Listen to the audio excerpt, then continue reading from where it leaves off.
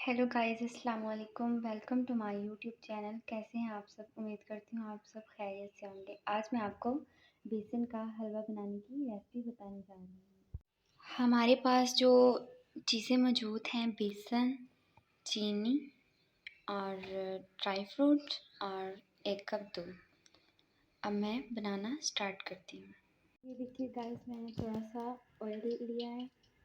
ये देखिए गाइस, मैंने ऑयल के अंदर बेसन ऐड कर दिया है। अब मैं इसे अच्छी तरह से मिक्स करूँगी और जब ये हल्का ब्राउन हो जाएगा फिर मैं इसके अंदर चीनी ऐड करूँगी। ये देखिए गाइस, बेसन हमारा ब्राउन हो चुका है। अब मैं इसके अंदर चीनी ऐड कर दूँगी। देखिए, मैंने इसके अंदर चीनी ऐड कर दी थी। अब मैं जल्दी से इसके अंदर और ये थोड़ा सा ड्राई फ्रूट हमारे पास पड़ा था, हम वो ऐड कर देंगे